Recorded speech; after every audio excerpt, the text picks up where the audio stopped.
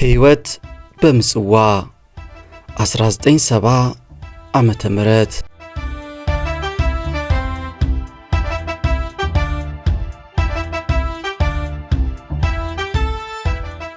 ውድ የኢትዮ ትዝታ ቤተሰቦች ለዛሬ ዘን የቀረብንላችሁ ሻምበል አስረስ ገላነ ብዙነህ በ1970 ዓመተ ምህረት ላይ በምጽዋ ያሳለፉትን ሕይወት የሚመለከት ነው።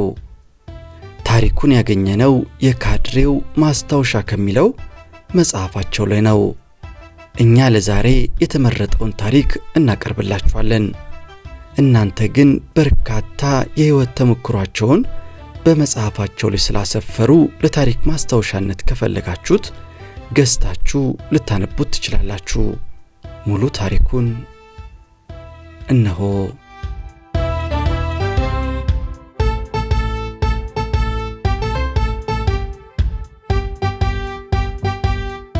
ሕይወት በምጽዋ 1970 ዓመተ ምህረት የዘመቻ መጀመሪያ መስከረም 1970 ዓመተ ምህረት በአስመራ አካባቢ በጥበቃ ላይ የሚገኝ አዲሱ መደበኛ ወታደር ከዕለታት አንድ ቀን ከምሽቱ 4 ሰዓት አካባቢ ጓዙን እየያዘ አዲጓደድ በተባለ ቦታ እንዲከት ይታዘዛል። በትዕዛዙ መሰረት ሁሉም በየቡድኑ እየተመራ ጓዙን ሸክፎ ወደ አዲጓደድ ተጓዘ። ለአንድ ሰዓት ያህል አዲጓደድ ከቆየ በኋላም የዘመቻው ምስጢር ሳይነገር ግማሹ አዲጉድም መስመር እየያዘ ጉዞ ተጀመረ። እኔ በመንደፈራው አቅጣጫ ከሚተመው ሰራዊት ጋር ነበርኩ። በእግር ስንጓዝ አደርን።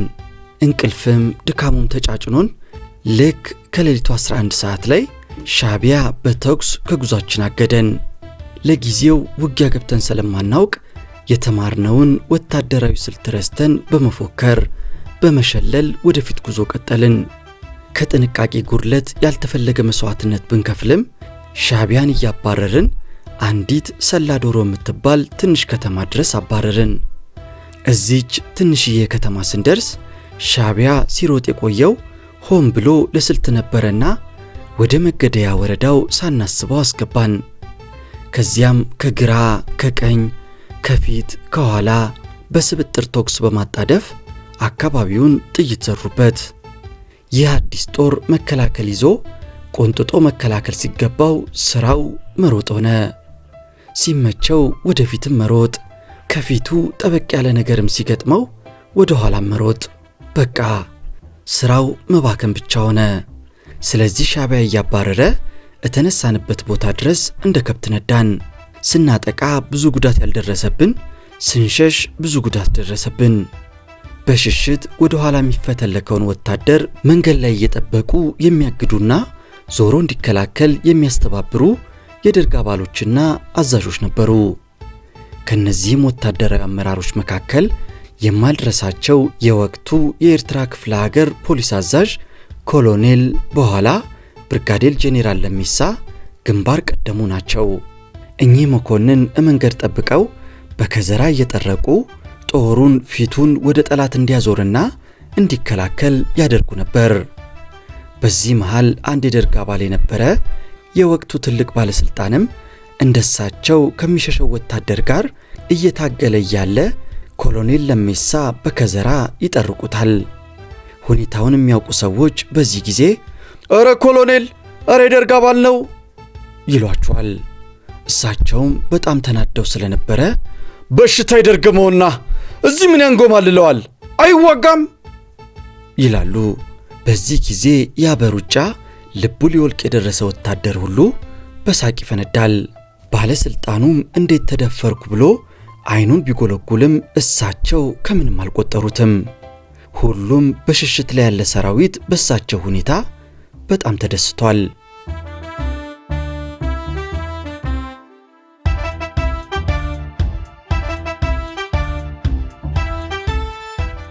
የሚሸሸው ወታደር እየዞረ የመከላከያ መስመር በመያዝ እየተታኮሰ ነው። ማጥቃቱን ሙሉ በሙሉ በመተው ቋሚ የመከላከያ ምሽግ እያዘጋጀን ቁጭ አለን። በመከላከል ላይ እያለን የሻለቆቻችን የሎጂስቲክ ኃላፊ የሆነው መቶ አለቃ በትረ የተሻወርቅንና ረዳቶቹን ቀለብ በወቅቱ በአግባቡ አልቀረበም በሚል ቀሽም ምክንያት በዚያ የደርግ አባል የእብድ ውሳኔ ሳቢያ አብዮታዊ እርምጃ ተወሰደባቸው። ምንም እንኳን ወታደርና ሞት የማይለያዩ አብረው የሚኖሩ ቢሆንም ሰራዊቱ በተወሰደው እርምጃ በእጅጉ አዘነ።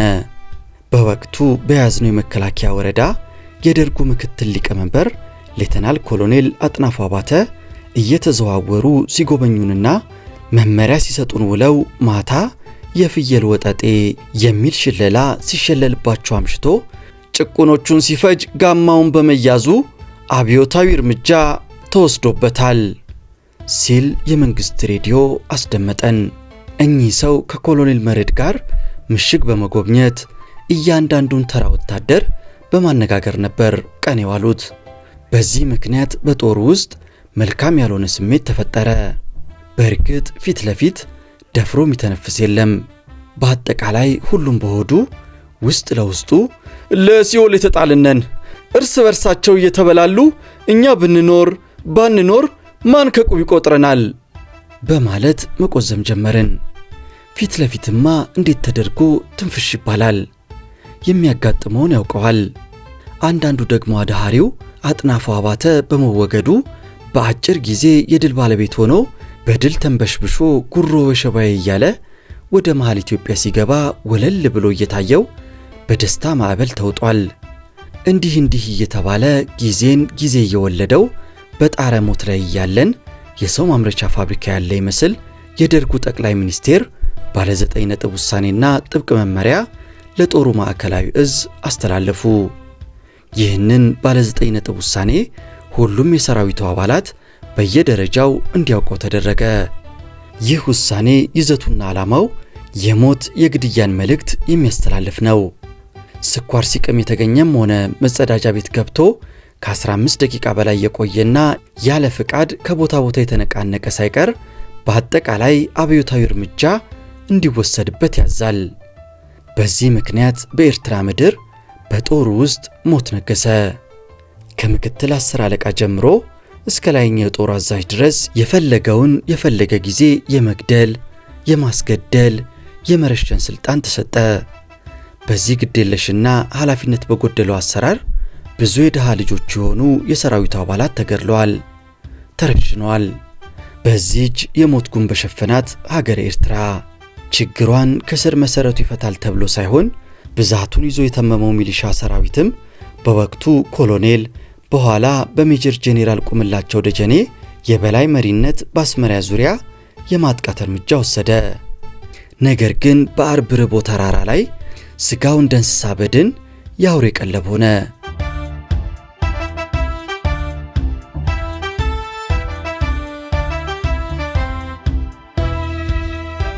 እንዲህ እየተባለ መንግስትም ሆነ ሰራዊቱ የሞትና የሽንፈት ዜናቸውን እየኮመኮሙ ትዕይንቱ ቀጥሎ እያለ ምጽዋንና አስመራን የሚያገናኘው 115 ኪሎ ሜትር የአስፓልት መንገድ ተዘጋ። ባሬንቱ ያለውም 8ኛ ብርጌድ ተከቦ አየሩ ሁሉ ሞት ይሸተው ጀመር። ከአስመራ ምጽዋ በኮንቮይ ያጅብ የነበረው 31ኛ ሻለቃ ሻዕቢያ ጋታ ላይ አድፍጦ እንዳልነበር አደረገው። በጠቅላላው መንገዱ ተዘግቶ አገልግሎት ቆመ። ይህ መንገድ ተዘጋ ማለት ደግሞ አስመራ ያለው ሰራዊት በጠቅላላ እጁን ሰጠ ማለት ነው።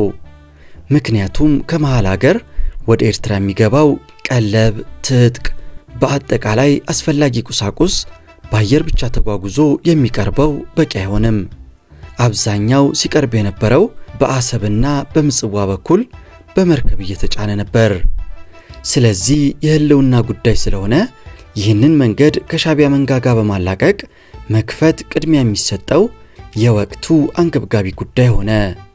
በዚህ ምክንያት እኔ ከምገኝበት ብርጌድ 1 ሻለቃ በአየር ወደ ምጽዋ፣ 1 ሻለቃ በአየር ወደ ባሬንቱ ተጓዘ።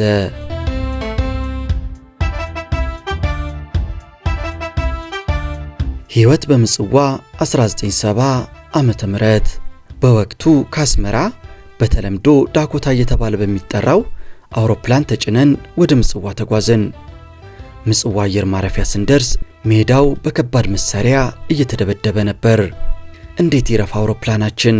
አውሮፕላኑ ጎማው መሬት በደንብ ሳይነካ እየዘለልን ወረድንና በቀጥታ እየተታኮስን ወደፊት ፎርቶ እየተባለ ወደሚጠራው ከከተማው መግቢያ ዳር ወደሚገኘው ከፍተኛ ሰንሰለታማ ከፍታ ቦታ መራን። በየመንገዱ የተበታተነ ተስፋ የቆረጠ ወታደር ጠመንጃውን ዘግዝቆ እግሩ ወደ መራው ይጓዛል። ምንም አይነት ተስፋ አይታይበትም። እኛም ለቦታው አዲስ እንሆን እንጂ ከችግር ወደ ችግር ከጦርነት ወደ ጦርነት ስለተሸጋገርን የተሟላ ወታደራዊ ወኔና ስብዕና አልነበረንም። ሆኖም ለጊዜው ፎርቶ የሚባለውን ምጽዋ መዳረሻ ላይ የሚገኘውን ከፍተኛ ወታደራዊ መሬት በመቆጣጠር ወደፊት ቀጠልን። ሻቢያን እያሯሯጥን ዶጋሌ አካባቢ ስንደርስ ተኩላ እንደገባበት በግ በቀኝ ጎናችን ያለው ስፔሻል ፎርስ እየተባለ የሚጠራው ሰራዊት ተናደ። እንደውም ሰራዊቱ አዲስ ስለነበረ ተናደ ሳይሆን በረገገ ማለቱ ይቀላል። ያ ሁሉ የጥይት ናዳ ከፊት ለፊት ከጎን እየወረደብን ስለነበረ ወደፊት መግፋትና መንቀሳቀስ ይቅርና ባለንበት ሆነን መከላከል አልቻልንም። ስለዚህ እኛም እንደ ልዩዎቹ የዋልዮሽ ጉዞ ቀጠልን። ወደ ኋላ ተበታትኖ የሚጎርፈውን ጦር ቆስሎ የሚጎትተውንም ሆነ ያልቆሰለውን ወታደር አንድ ዳምጤ የሚባል የወቅቱ ካድሬና ሻምበል ተስፋዬ ትርፌ የሚባሉ የዘመቻ ኃላፊ መንገድ ላይ እየጠበቁ ተመለስ እያሉ ያለ ርህራሄ ይገርሉ ነበር። ጎጃሜውም ወደ ኋላ ሲመለስ ተባራሪ ጥይት ቀኝ እግሩን ትንሽ ጭራው ስለነበር ያሰረው ገንባሌ ቦቲ ጫማ በደም ተሞላ። ደሙን ሲያይ ከባድ ቁስል የቆሰለ መስሎት አንከስ አንከስ እያለ ሕክምና ፍለጋ ወደ ኋላ ሲሄድ ድንገት ፊት ለፊት መቶ አለቃ ዳምጤ ጋር ተገናኘ። መቶ አለቃውም ወዴት ነው የምትሄደው አንተ ሲሉ ያፈጡበታል። ጎጃሜውም በገንባሌው ሙሉ የተሸከመውን ደም አሳየውና ዝም አሰኘው። ከዚያም ሕክምና ቦታ ደረሰና ገንባሌው ተፈቶ ሲታይ ትንሽዬ ጭረት ነበረች ያን ሁሉ ደም ያፈሰሰችው። ሐኪሞቹም አይዞህ አንተ ደህና ነህ ብለው ጂቪ ቀብተው ወደ መጣበት እንዲመለስ አደረጉ።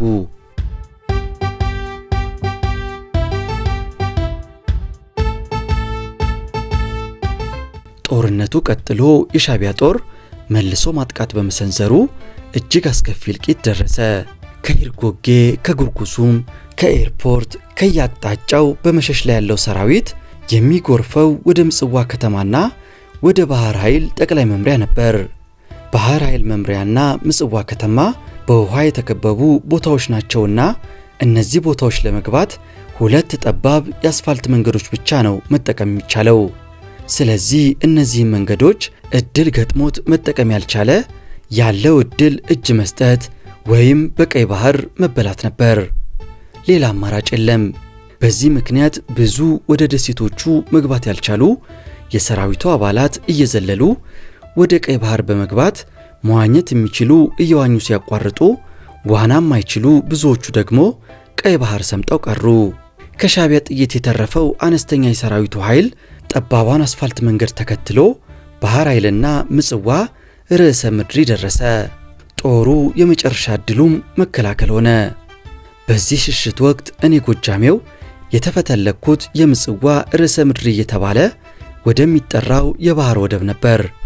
በቀጥታ ደሴቷ ውስጥ እንደገባን በሩ ላይ መንገዷን ዘግቶ እንዲቆም አንድ ቲ50 5 ታንክ አቆምን። ለቦታው ደግሞ በቂ ነው። ዙሪያውን እንቅልፍ የማይወስደው ድካም የማይሰማው ቀይ ባህርም አለልን። ቀን ቀን ከታንኩ ጋር አራት ወታደሮች በተራ ይጠብቃሉ።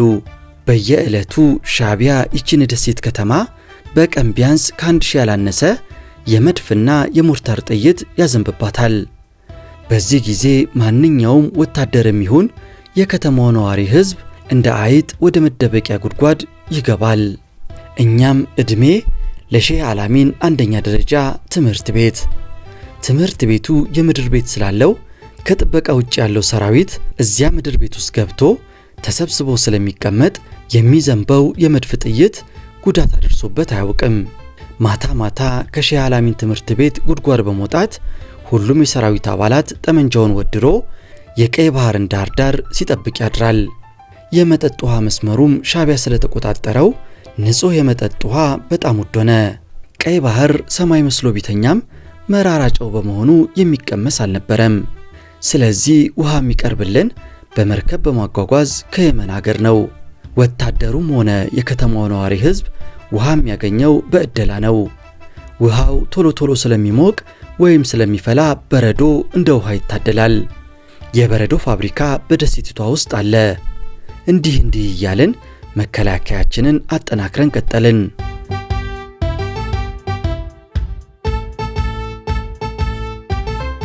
በ1970 ዓመተ ምህረት መጨረሻ አካባቢ ከጨው ጋር ጨው መስሎና ጨው ሆኖ የተቀመጠ ከተራው ወታደር እስከ ላይ ድረስ ያለው ሰራዊት አንድ በአንድ ሐሳብ እንዲሰጥበት ተደርጎና የማጥቃት እቅድ ተዘጋጅቶ በኋላም በነፍስ ወከፍ አስተያየት የሚሰጥበት ፎርማት ተዘጋጅቶ ተበተነ። ሁሉም የመሰለውን ሐሳብ ጻፈ። ለዘመቻው መሳካትም አስፈላጊው ዝግጅት ተካሄደ። ምጽዋ በመከላከሉ ወቅት ከወታደሩ ጋር ችግሩን ተጋፍጠው አመራር ሲሰጡ የነበሩት ሻለቃ ተሾመ ደስታ፣ ሻለቃ የማታ ምስክር፣ ሻለቃ ገብረ መድህን መድኃኔና ኮሎኔል እስጢፋኖስ በሰራዊቱ የማይረሱ ባለውለታዎች ናቸው። በመጨረሻም በዚያ እስር ቤት መውጣት የሚቻለው አጥቅቶ በመስበር በመሆኑ ምጽዋ ያለው ጦር በኮሎኔል አበራ አበበ አዛዥነት 15ኛ ክፍለ ጦር በመባል በአዲስ አደረጃጀት ተደራጀና 29ኛ ዘራይ ደረስ ሜካናይዝድ ብርጌድም በአሰብ በኩል በመርከብ ተጓጉዞ መጥቶ የክፍለ ጦሩ አካል በመሆን ለዘመቻው ተዘጋጀ። በወቅቱ 30 የምንሆን የውጊያ ምህንድስናና ፈንጂ አዋቂዎች በዳህላክ ትምህርት ላይ ስለነበርን ከትምህርቱ መጠናቀቅ በኋላ ተቀላቀልን። ዘመቻው በሚጀመርበት ዕለት ሌሊት ቀድመን ለእግረኛው ሰራዊት መግቢያ የፈንጂ ወረዳ ማጽዳት ወይም ማለፊያ መንገድ መክፈት የኛ የፈንጂ ባለሙያዎች ኃላፊነት በመሆኑ ሌሊት በ8 ሰዓት ስፋቱ 7 ሜትር የሚሆን መንገድ አጸዳን።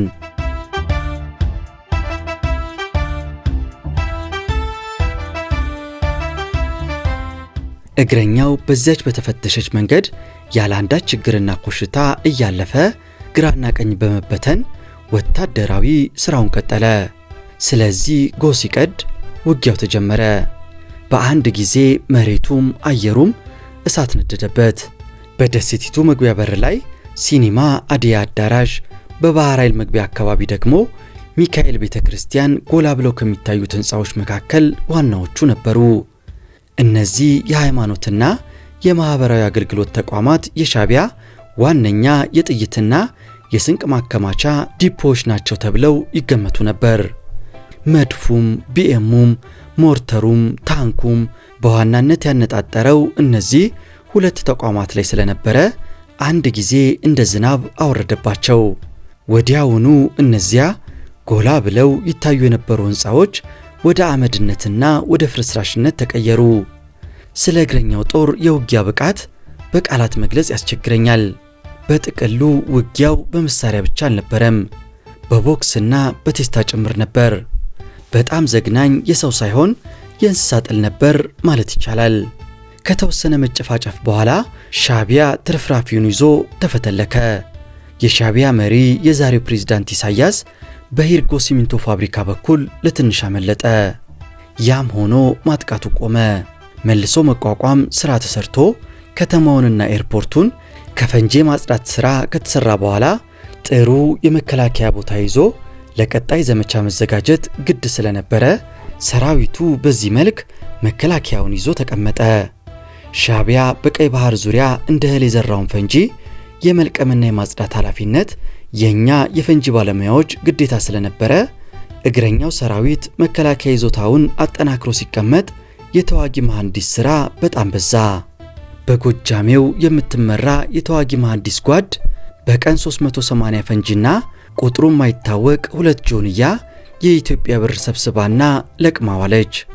ብሩን ከወደቀ አስክሬን ኪስ፣ ፈንጂውን ከተቀበረበት መሬት ላይ ነበር ያወጣ ነው። ከተሰበሰበው ብርና ሰዓት አንዲት መንካት አይቻልም፣ ያስረሽናል። ከነካ ሰው ብቻ ሳይሆን አየር ንፋሱ ራሱ በሮ ሄዶ የሚናገር የሚያሳብቅ ነው የሚመስል።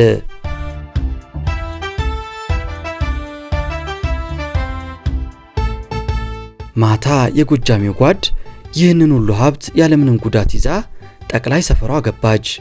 ሌላዋ በኪታባ ነጋሳ የምትመራው የተዋጊ መሐንዲስ ጓድ ስትለፋውላ የጓድ መሪዋን ኪታባ ነጋሳ ነገር በፈንጅ አስቆርጣ 10 ጸረ ሰው ፈንጅ ብቻ ይዛ ገባች።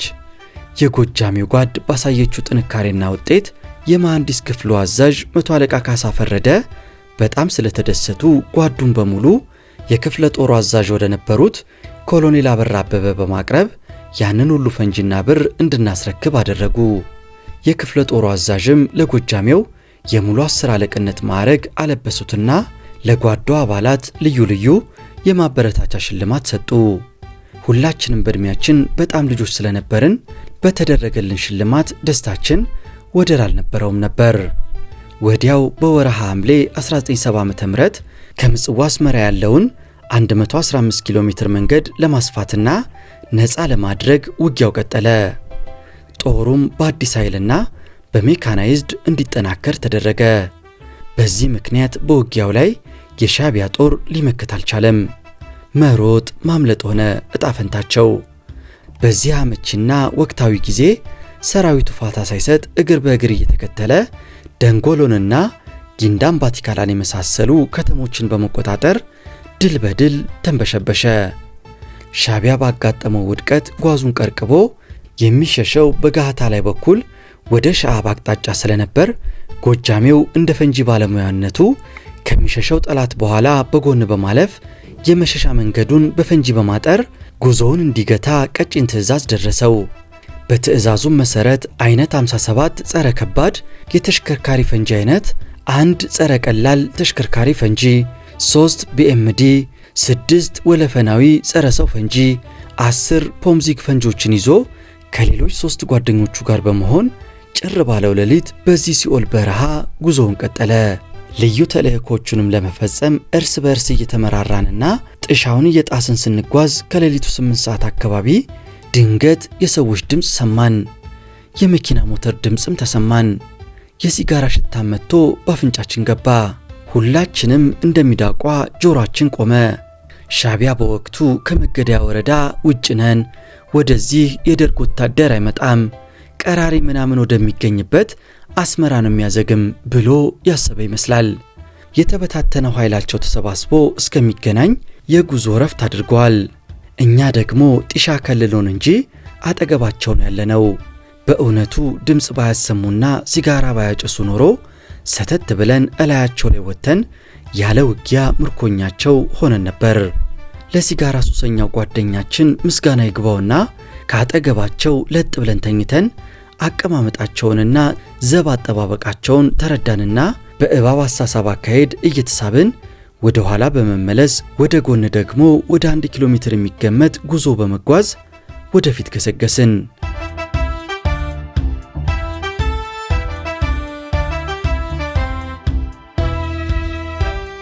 በቀጣይ መኪኖቻቸውም እግረኛ የሰው ኃይላቸውም እረፍት አድርገው ቢቆዩ እንኳን ከእረፍት በኋላ ይጓዙባታል ብለን ባሰብነው በ20 ሜትር ልዩነት ጸረ ተሽከርካሪ ፈንጃችንን ቀበርን።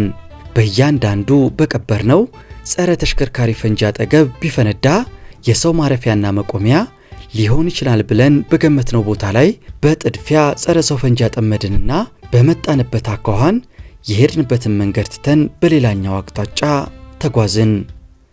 ልክ ከሌሊቱ 11 ሰዓት ሲሆን ከሻዕቢያ ቀጠና ውጪ መሆናችንን ስናረጋግጥ ቀጭን የእግር መንገድ ውስጥ ገብተን ስንጓዝ ሲጋራ ጠማኝ ብሎ አይኑን መግለጥ ያቃተው አንዱ ጓደኛችን እያፋሸገ ሲደናበር እባብ ነደፈው። ደግነቱ ብዙ ተጉዘን ወደ ወገን ኃይል እየተቃረብን ስለነበረ እንጂ እሪ ብሎ በመጮሁ ሳቢያ ለጠላት ሊያስበላን ሁሉ ይችል ነበረ። ምን ሆንክ ብለን ስንጠይቀው ነደፈኝ አለ። እግሩ ላይም ጨረት አሳየን። ቁስሉ ሳይቋረጥ ይደማል። ጩኸቱን የሰሙ ዘላኖች ከየት መጡ ሳይባል ቆንጨራቸውን ይዘው በዙሪያችን ብቅ አሉ። ሲያዩን 4 ነን። እሳት የሚተፋ ታጣፊ ክላሾችም ደግሞ ታጥቀናል። በዚያ ላይ ወታደሮች ነን። ምንም ማድረግ አይችሉም። በእርግጥ በኤርትራ መሬት ሰላማዊ የሚባል ሰው ፈልጎ ማግኘት ከባድ ነበረ። ያው ከሽሽት በኋላ ሰላማዊ ወረዳ ነው ብለው መሳሪያቸውን አስቀምጠው ይሆናል። ምን ይሁን ምን ለመተናኮል ከፈለጉ 30 ጥይት አርከፍክፈንባቸው ጉዟችንን እንቀጥላለን። ዝም ካሉ ደግሞ ዝም ብለን ለመሄድ ነው የወሰንነው። ጊዜ ማጥፋት የለብንም። በእባብ የተነደፈውን ጓደኛችንን በማበረታታትና በመደገፍ እስኪወድቅ ድረስ ለመሮጥ ቆርጠናል። በእባብ የተነደፈው ጓደኛችን ግን ጊዜያዊ እርዳታ እንኳን አድርጉልኝ፣ ደሜን አፍስሱልኝ፣ እግሬን ይሰሩልኝ እንጂ አልሄድም አለ። በዚህ ጊዜ ጎጃሜው የቡድን መሪ ኮስተር ያለ የመጨረሻ አመራር ሰጠ። በትዕዛዝ መልክ ተነስ፣ እየሄድክ ትሞታለህ አልኩት። እዚህ ብትቆይም ታከምክ አልታከምክም ትሞታለህ። ይልቅ ተነስ ሂድ። ምን አዲስ ነገር ተገኘና ነው እንዲህ የምትሆነው? ሞትና እኛ መቼ ነው ተለያይተን የምናውቀው? ስንለው እየተነጫነጨ ተነሳ።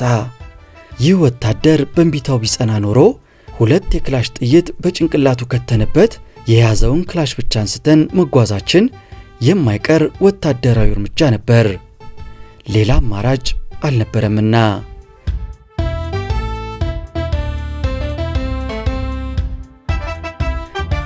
የከበቡንን ዘላኖች ወደ ኋላ ትተን ተጓዝን። ብዙም ጊዜ ሳይወስድብን የወገን ጦር መኪና ድምፅ ሰማን።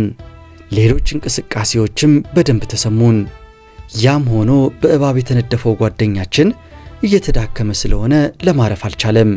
በጣም ስለደከመ መደገፍና መጎተት ስላልተቻለ በየተራ እያዘሉ መጓዝ ግድ ሆነ። በተራ እያዘልን የተወሰነ እንደተጓዝን የራሳችን ክፍል ባይሆንም ከወገን ሰራዊት ጋር ተቀላቀልን። ቁስለኛችንን ተቀብለው ወደ ሕክምና ደረሱት። ለኛ ደግሞ ሻይና ኮቾሮ በማቅረብ አርበኞች እንኳን ደህና መጣችሁ አሉን። ያን ሁሉ ችግርና ጣረሞት አልፈን እንዲህ እንደዋዛ ወደ ሰፈራችን በመመለሳችን በጣም ተደስተናል። ብዙም ሳንቆይ ከዋናው ክፍላችን ጋር ተቀላቀልን። አለቃችን እናንተ መጣችሁ እንዴ? የወሰዳችሁትን ዕቃ ቆጥራችሁ ነው እንዴ ለሻዕቢያ አስረክባችሁ የተመለሳችሁት? ብሎ አፈጠጠብን። ይታያችሁ ስለ መመለሳችን ስለ ስራችን ፋታ አግኝተን ሪፖርት አላደረግንም። እንዲህ አይነት ነገር በመሃል ሲያጋጥመን ምን ይባላል? ለማንኛውም ለቡድኑ መሪ አጭርና ግልጽ መልስ መስጠት ነበረብኝ። ስለዚህ ቆጥረን እንድናስረክብ ኖሯል እንዴ መመሪያ የተሰጠን? እንደሱ ከሆነ ጌታዬ ቆጥረን እንዳላስረከብን ላረጋግጥሎ ተወዳለው በማለት በብስጭት ለጥያቄው መልስ ሰጠው። በእርግጥ ይህ ድፍረት ከባድ ቅጣት የሚያስቀጣ እንደነበረ ይታወቃል። አለቃ ተብያችን ታዲያ የታለ? ስራ ላይ ቢውል ኖሮ ድምፅ ይሰማ ነበር እያለ ሲያጉተመትም መሬት የሚያንቀጠቅጥ የፈንጂ ፍንዳታ ድምፅ ተሰማ። ያ ሲያጉተመትም የነበረ አለቃችን እቸኩዬ ኖሯል፣ ስራችሁ ምስክርነቱን በተግባር እየሰጠ ነው ሲል ሌላ ፍንዳታ ተደገመ። ካምፓችን ደስታ በደስታ ሆኖ እያለ ከሻዕቢያ ወታደሮች መካከል አንዱ ኑሮ የመረረው ከድቶ መጥቶ እጅ ሰጠና ፈንጂው ያደረሰውን ጉዳት በዝርዝር ለመረጃ ክፍሉ አስረዳ።